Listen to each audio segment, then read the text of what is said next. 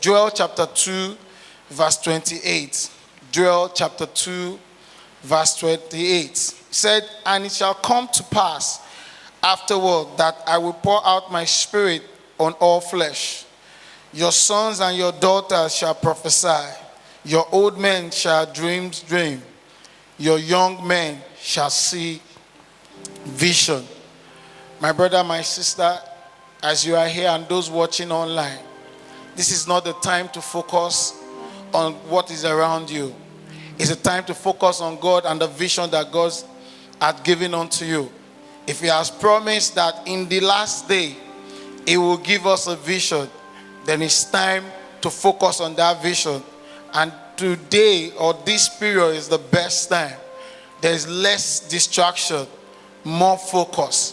And I pray that as we lean on this word of God, our life will not remain the same. Without much ado, I want you to join me as I bring on the Son of God that He has prepared for today, Pastor Ikoria, to bring the word of God. Praise the Lord. Hallelujah.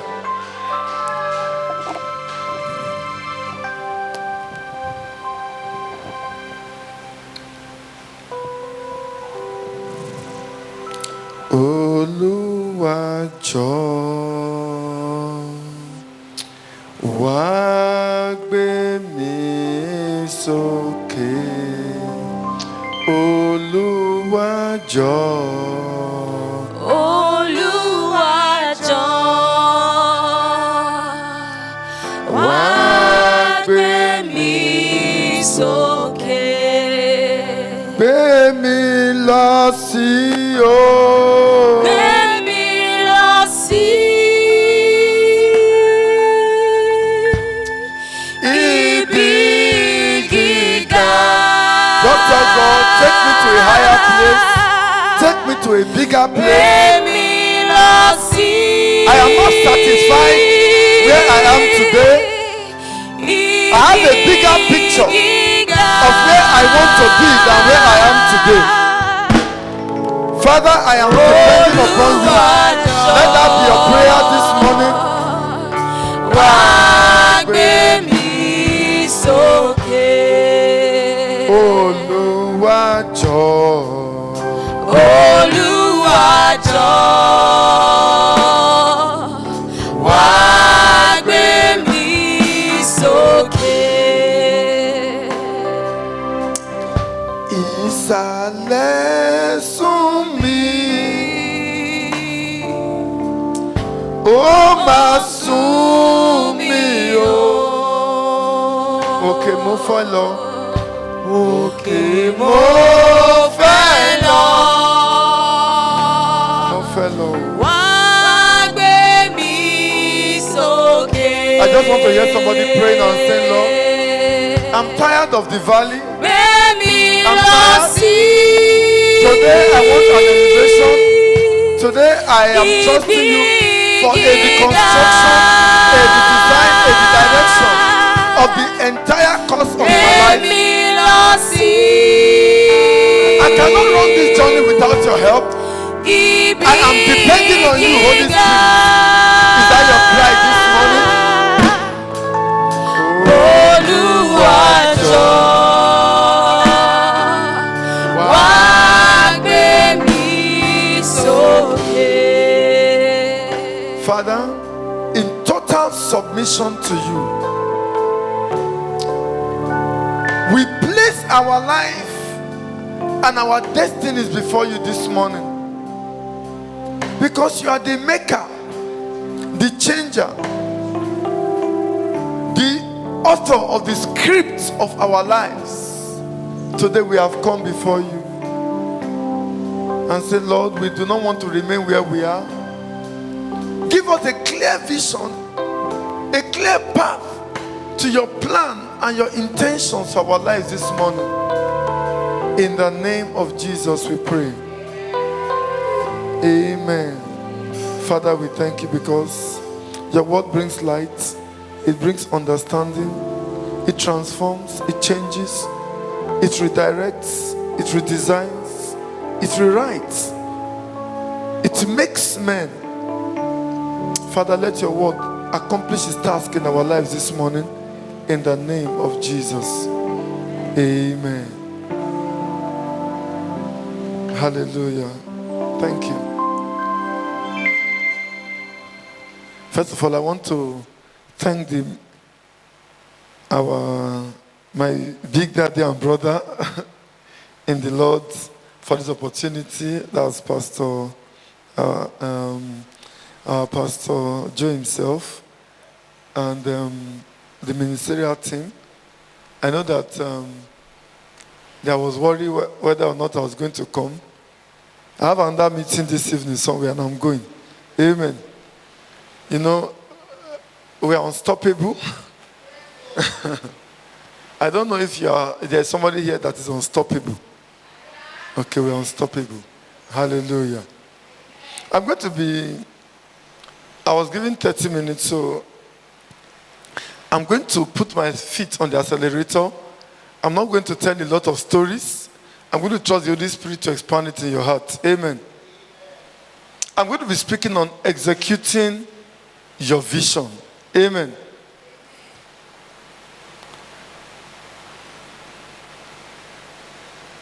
First of all, you see, any vision that remains in the realm of a picture in your mind is just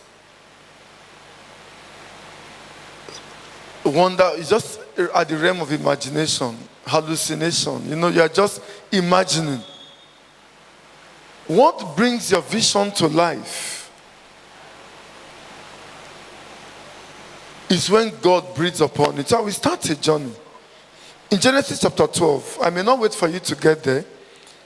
Verse 1. Now the Lord had said to Abraham, get thee out of thy country and from thy kindred and from thy father's house unto a land that I will show thee.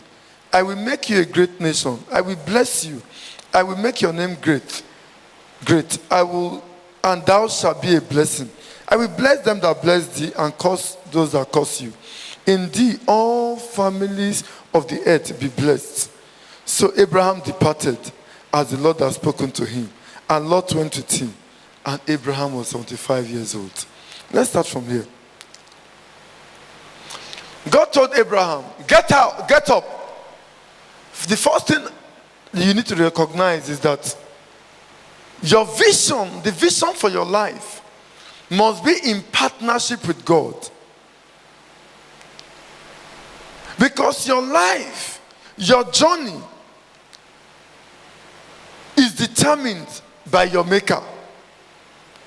Executing your vision is a journey from your current location, your current situation, to where you want to be, to where that picture is, to where you want to be. So when we talk about a fulfilled vision, it means you have arrived the destination that you have already envisioned. So when we talk about execution, we assume you already have a vision. Many people run their lives without a clear vision. You know, if I enter, you know, when you get to bus stop, and you get there, you hear, oh really, oh really, oh really, my two, Abi. You hear Mushin, Ojoelegba, you hear different things, CMS. Now when you get there, you see, when you get to the bus stop, you hear Costain, Mushin, Ojoelegba, CMS, my two. Sometimes you hear Aja, and you're one. If you are not sure where you are going to, first of all, that is where your problem starts. Because the wrong destination can take you 180 degrees from the journey you are supposed to embark on. And some people never get back on track. In a moment of confusion, where there is no clarity, when you are not clear where you are going to, you enter any vehicle. And when you enter any vehicle, your life becomes a game of chance. Many people make decisions and their lives never recover from it. They never get back on track. So there has to be a clear insight of where you are in the journey. And that's the first point. You see, Abraham, God told him, go. He didn't ask, okay, where am I going? God told him all the great things that will happen there. And God created, the first thing God did was to create a picture. Something for him to desire. How many of us have things you aspire, things you desire? Good. You know, something I do in my church a lot, I have a lot of young people in my church. Maybe because I'm young too. So sometimes someone walks into my office and as the person is going out, I just say, come. So sit down. I say, sir, no, don't sir, just sit down, relax. I want us to gist.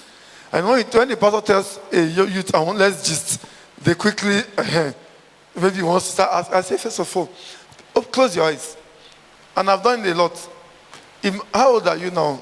Don't worry, just tell me your age. They say, okay, I'm 23. Good. So let's assume, picture yourself 30 years old. Say, okay, close your eyes. What do you see? Where do you want to be? What do you think you'd have accomplished? After 1 minute, I said, write everything you saw. And they're like, 30 years old. Pastor, that one far. I said, that one far. And that's the problem. Many people are unable to have a clear vision for where they are headed for. I was about 16 years old when I began to pray for my marriage. Maybe because I was privileged to grow up, the days of SU movement. All of us that they caught in secondary school. So we had people who were undergraduates, graduates. So I was a teenager who grew up in the faith with people who were married, workers, presidents of Christian Union, FCS. So the kind of things that we are discussing. So when they have marriage discussion, we start praying. I have to pray too. But I attended marriage seminars as a secondary school child, sometimes you're wondering, okay, you take notes and they say, pray, you cannot get it wrong in marriage. But I began to shape the kind of life and the kind of person I wanted to be. So a clear vision of where you want to be is important. That picture must be very clear. But you see, Abraham, Bible says, as soon as God told Abraham, Abraham jumped up and departed. So where? Is it Onikpan? Is it Lekki? Is it Surulere? He just started going. That was wrong move number one. He did not ask God, now that you said I should start going, what direction should I move? He just started walking. And that's one problem Samson also had. If you read the book of Judges from 13 to 16, the only thing you always see is, and Samson arose. You never see, and the Spirit of the Lord, it's the Spirit of the Lord never spoke to him. He went to Timnath and he saw a harlot there. Or they say, and the Philistines gathered around the valley, and Samson arose. There was never a time where you see that the Lord spoke unto Samson. So he ran his life just by moving, without clear direction from God. And many of us find ourselves in that situation. No clear direction. And this man, Abraham, continued his journey. Then he carried Lot's nephew with his baggages and went with him. Sorry, we won't be able to go there. But if you go to Genesis 13, 5 to 9, you will see that at some point a conflict came. And they had to come together and say, okay, we cannot continue to have this conflict. We have to separate. Not everybody in your life should be part of your journey. So the first thing you do when you start your journey is, first of all, ensure you're in the right journey. First of all, ensure you're in the right vehicle. Make sure you are not in a flight heading for Amsterdam when you should be heading for Kuwait. There are some people who have even made relocation decisions that have taken them completely out of God's plan for their lives. Completely. And when you get to your destination, you may never discover what your journey would have been like. It's important that as you understand where you are going to and where you are, then the next step you ask yourself is, what are the gaps? What is the difference between where I am today and where I plan to be? What's the vision between who I am today and the picture that I see? What are the gaps? What are the challenges? God gave Moses and the Israelites a picture, and Joshua inherited that picture of a land flowing with milk and honey. And eventually they went to spy the land, but when they came back, they had a small problem. They discovered that they were very small, they were normal people. But the sons of Anak were there, giants. And they said, when we got there, we saw the sons of Anak, giant. He said, we will not be able to overcome them. In executing your vision, in pursuing your dream, one of the things you will understand is that God never gives you a picture or a vision because you have the capability to execute it. God does not choose men that are qualified. He qualifies men that he has chosen. And that is why he ensures that throughout your journey, you will always be dependent on him. So he gives you a picture that is bigger than who you are. If the picture of your life is your size, then you are working with the wrong picture. Your vision must always be bigger than you. Otherwise, you have a small vision and you are going nowhere. If your vision and the picture you see is a picture that does not overwhelm you, that does not make you wonder, how am I going to get there? Then it means that you have a small mentality.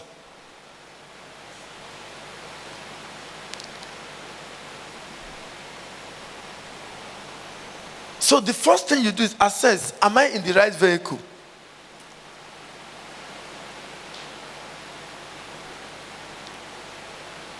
If my vision, if assuming I'm 90 kg, just throw that, and my vision in next 2 years is to drop my weight to 87 kg, I have no vision. Because, and that's the way life works. Many people will never aspire, will never pursue, because there is no picture to pursue. How many of us have gone to God to understand, God, what is your plan for my life? What was I made for? What was I designed for? So what are the gaps? What are the things I need to do? What are the things? And they could see these giants. And they came back and said, look, I cannot, many times. And that's one of the challenges when you execute your vision. There will always be things that will make the vision look impossible. There will be disappointments. There will be obstacles, barriers. They saw giants. They saw high walls in Jericho. All through their journey, they had a problem. The Jericho walls, now they finally got to the place the people were big. They saw a vision, a land that was bigger than. The Bible says that the land does what? It swallows up, it consumes their inhabitants. So if your vision has not consumed you, then you need to go back to God and say, Lord, it's like we need a reassessment of where I'm headed. And then the next thing you do is you ask yourself, what do I need to do to get there? What are the things missing in my life? For some, it's skills.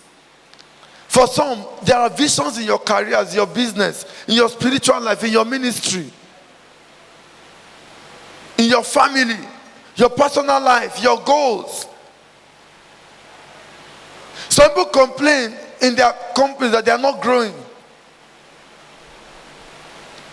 You need to retool, you need to rekit. Sometimes God needs to completely break you into pieces and make you afresh. Because there are things in your life that are not compatible with the vision. And you must drop them first. And one of that was Lot. Abraham carried Lot. And Lot became a problem to him. Even after they separated, he still needed to go. Lot went into Sodom. Abraham had to go and rescue him. And a lot of issues. What are the baggages in your life that you need to get rid of? Friends? Are there people around you that don't even believe in where you are going to? But when you tell them what you plan to achieve, they tell you are joking. They tell you that it's not possible. And think well. What think they, I mean, think calm. It isn't na beans. People don't believe in you. People you tell what your vision and they laugh. You can see impossibility. You can see limitation written in their eyes. They are not the right people in your journey. Are there people in your journey that don't need to be there? Are there? There are people who have had visions of doing mighty and great things for God. And they married a spouse who has said, Kaka, me and ministry, I'm not interested in ministry. And they started and everything crumbled. In fact, some have lost their marriages because of their. I personally know people whose marriages have failed because of ministry. They married somebody who felt ministry was out of the question. They were not interested. Before you marry, you did not tell me you are going to be a pastor. So what is this that we are doing?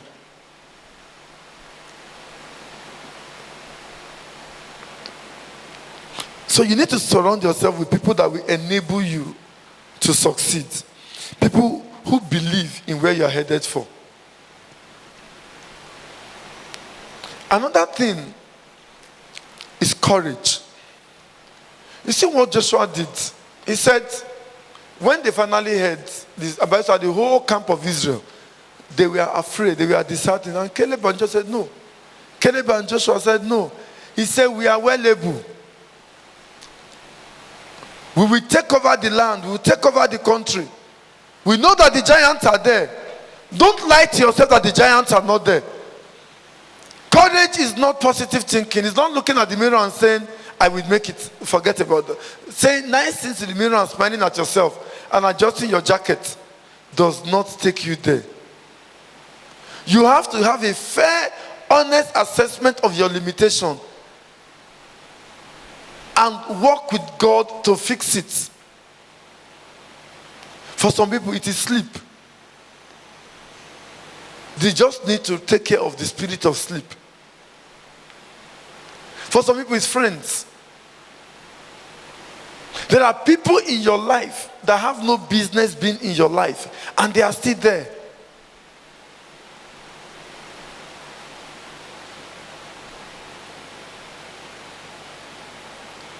And they are still there.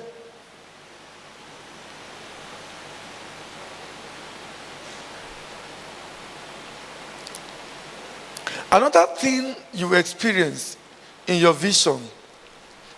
You see, Abraham started his journey not knowing where he was going to.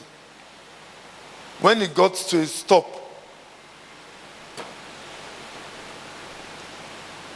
a king looked at his wife. I don't know how you will look at a woman that is almost 90 years old. And I don't know what, I mean, she must have been very hot. I'm talking to youth, so we can talk like young people. I mean, I can imagine what she looked at 25 or 30. If at about 90, Abimelech saw her and snatched her from her husband, whatever Abraham was doing, I need to find out. What kind of vision do you have for your marriage? It will determine. Some people think when I get married, I will change. Stay out late, hang out. You hardly stay at home. You say, when I get married, I know it will not change. I've had to counsel even sisters as well, where I say, no, I mean, what's the matter? Why would you be talking to someone like that? Is that say, I beg, don't my husband. Is that my husband? No, you see, if you talk to other brothers like that, when you get married, you talk to your husband like that.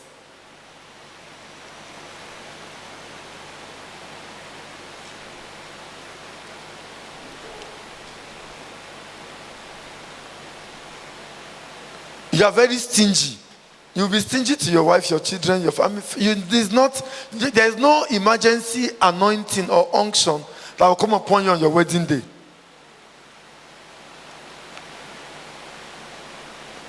You know, there are men that hide money. They have secret places where they hide money in their homes. And I know, and there's a woman do it. They never have. Even if the husband is dying. He say, babe, that we've run out of money to stock the house. We need about 60K. That is your list. I only have 40. I bet, babe, do you have 22? I say, I don't have. Oh. I don't have, really. For one of the things that is most funny these days, I was complaining to one of my ministers in church that recently we are resolving a lot of problems in church about men stealing their wives' money. And the wife dragging the case to me that, Pastor, my husband stole my money. And sometimes I say, Pastor, where do I start from? Say, I come one day, he search everywhere. How he see the money where I hide them, I don't understand. I'm like, sister, so you're hiding money.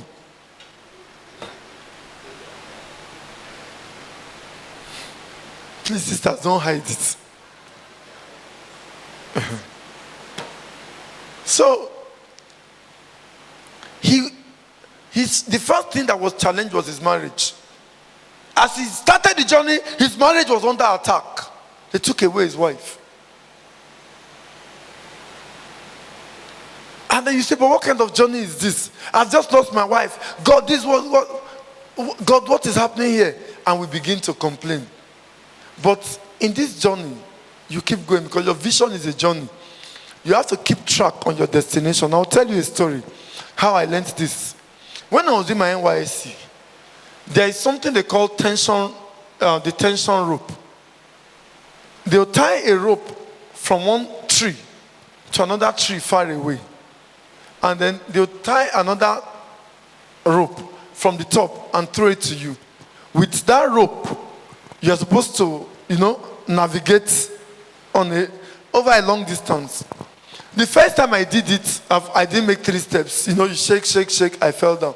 So the man who work coordinator looked at me. He laughed. He said, Kofa.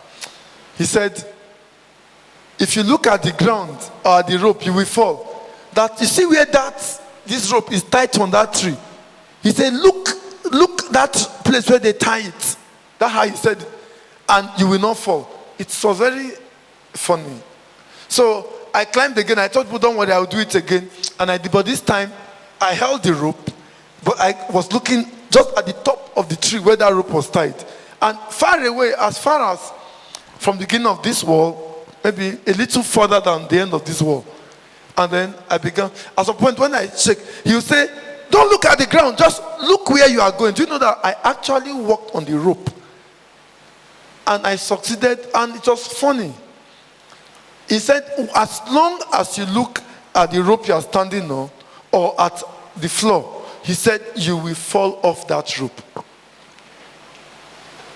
As long as you focus on the distractions, the difficulties, the dangers, you will never get to your destination.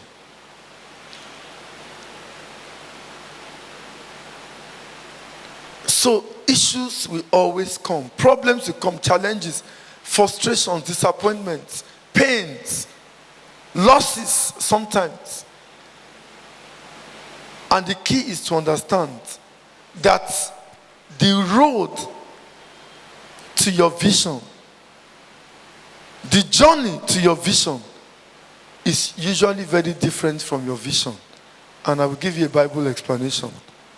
God told Joseph, sorry, I'm just jumping from scripture to scripture. I know we are Bible students. He told Joseph, he showed him a picture. He said, you see that the stars, other stars will bow down before the sun, the moon, and the stars will bow down before you. He showed him a vision of kingship, of being a ruler, of being an emperor. And the first thing you expect is that people will love you. But the first response was that his brothers hated him. He moved from being hated into a pit. He moved from the pit where he was buried, into slavery. From slavery, he moved into prison. There was nothing in that journey that looked like the journey of a king and of an emperor. Many times, there are things in your journey that don't look like the vision that God gave you. And then you think that you're on the wrong journey. Friends, the road, the nature of the journey does not define the destination. Most of the time, the road to your destination is completely different from the destination. Look at the Israelites. At some point, they wanted to turn back. They felt, I need to turn back. It's not working. For some, you experience failures, heartbreaks, frustrations while executing your vision. You will start businesses, and some of you have experienced it. They failed. You took loans, you lost the money, you lost the business, and you had to run up and down to pay back the loan. For some, it's your marriage. For some, you just don't understand how you got where you are. You look at the pictures you have, and you look at your journey, and you look around you, and all you see is regrets, failures, disappointments, heartbreaks, frustrations, failed promises, dreams that look unfulfilled, and you don't even have the courage to pick up the pieces again. That's why we sang that song that says, "Oh Lord, please take me to a higher place, because your vision must be higher than where you are today."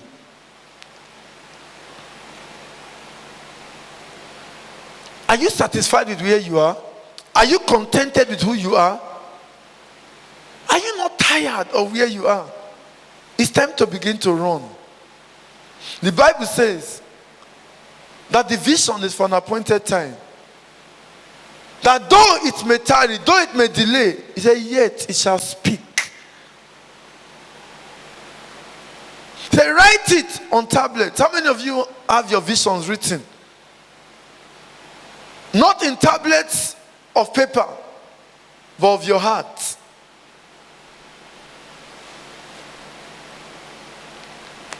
Some of the things that I'm doing today, I had an agreement with God when I was in university that I would do them. I graduated in 1999, so that's 21 years behind me. I had certain agreements with God. Do you have any agreement? Do you have any clear vision? What are you executing? What are you pursuing? What journey are you riding? What bus are you in? What flight are you in? Are you in the right journey? Are you executing the right vision? Are you heading to my 2 and you're in Ajabos, 180 degrees away from your destination? It's time to come down this morning.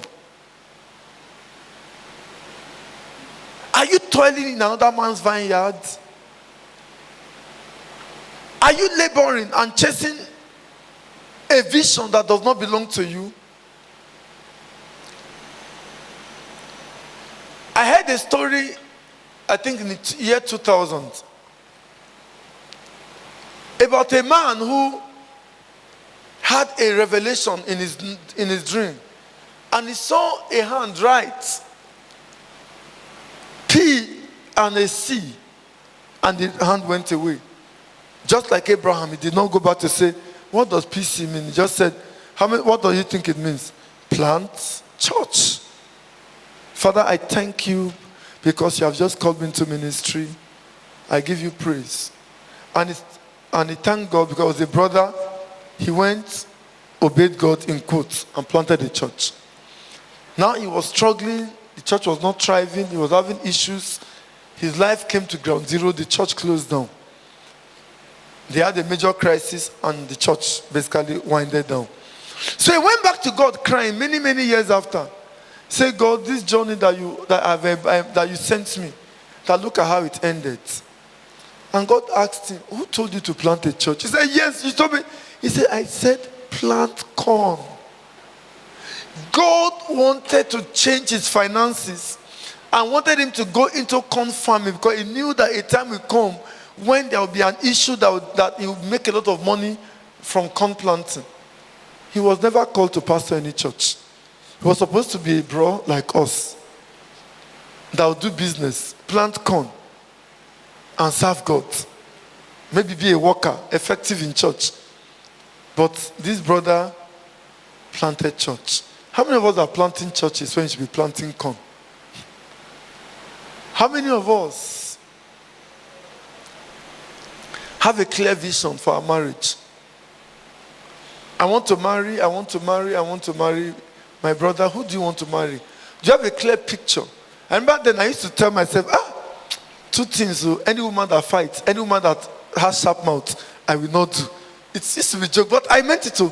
From secondary school, I've been saying it because I'm always somebody who avoids problem. So I just felt I just cannot. I didn't want to be living in the office or wherever I am. So I just said, anybody that I know will be chasing me from home, I will not. So once I just see that you have the capacity to make trouble, my greeting will end up in church and in fellowship. It will not go beyond. Yeah, no, it's funny.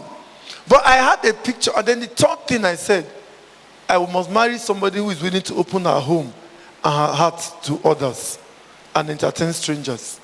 It's funny. And because I grew up in a home where we always entertained strangers who came, lived with us, and moved on.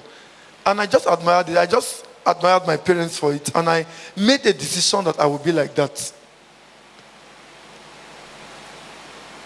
What kind of vision do you have? So when you start a relationship, what do you discuss with your spouse before you start a relationship? This I want to be. People will. So but if your spouse said, it's two of us, no extended family, no this, nobody must live with us. You just, it's like we don't have the same vision. So you need to align your vision. Abraham and Lot did not have the same vision. And that's why the relationship did not work. Some of us have business partners that have different visions, even around integrity, than we do. It will not work. Then some of us, you have not taken time to prepare for the vision. If you have £1 million, let's start with 100,000. You don't know what it means to save it. And you want God to give you £1 million to manage, 10 million. And I'll end by saying, in the journey for God making your dream become a reality, you will come to a dilemma that God will give you. And that will determine whether you will get to your destination in your vision. A time came when God promised Abraham that you'll be the father of many nations. And I will give you a son, and through him, the families, the blessings will come. Abraham, I will give you an Isaac, and there will be Jacob. Of course, God didn't give him the details because God never gives the full details. If he had showed Israelites the walls, they will not go. If he had told them there will be no cucumber or garlic, they will not go. God will allow you enter the journey before you start seeing the full picture. He will show you where you are and show you the end, but he will not show you how to get there. Then you start the journey. And this son, a time came when God said, Abraham, I want your son. Give him to me as a sacrifice. You will get to a point in your journey where you have to choose between the gift and the giver. And that was the dilemma. Abraham knew that if he had shared with Sarah, he would not offer Isaac. And he went. And that was the turning point. And there in your journey, is God the ultimate? Is the vision, the picture, more valuable than God himself? If God is not the center, and if God is not bigger in your heart than even the vision that he has given you, then you will not get there. Rise up on your feet and let us pray.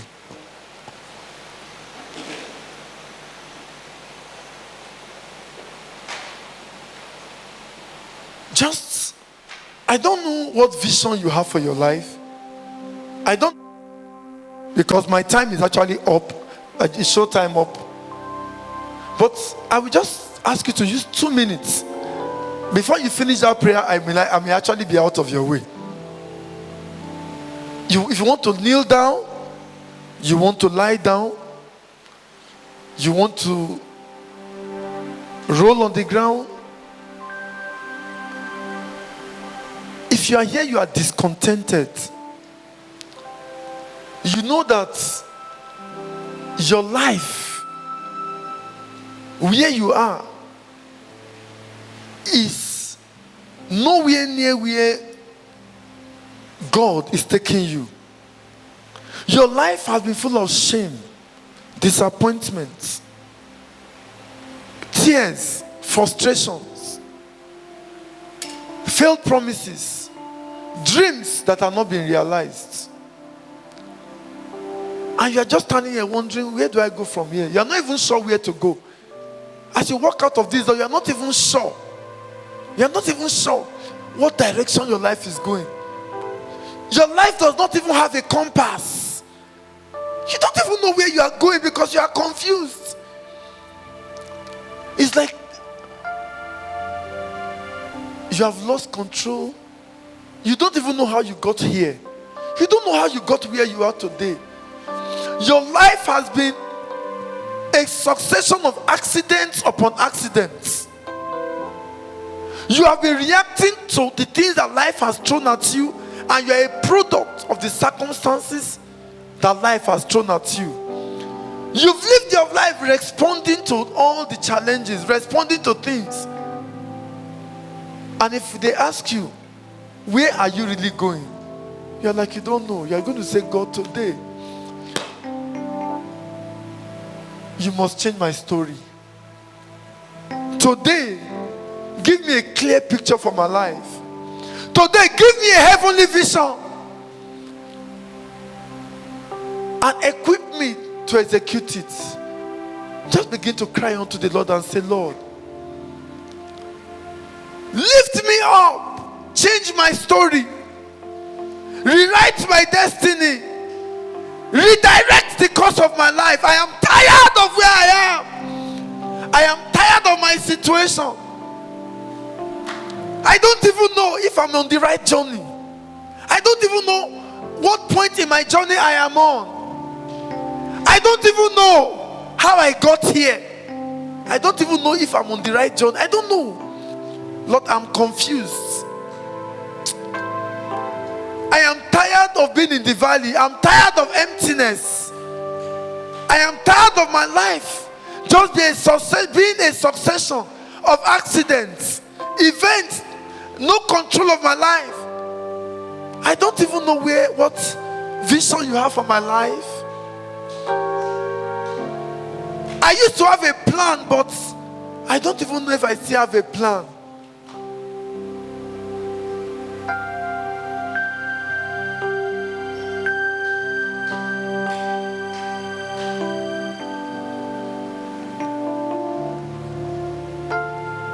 Just say, Lord, do something new in my life. Do something new, something tangible, something different. Open my understanding, open my eyes, open my heart, expand my vision, expand my capacity.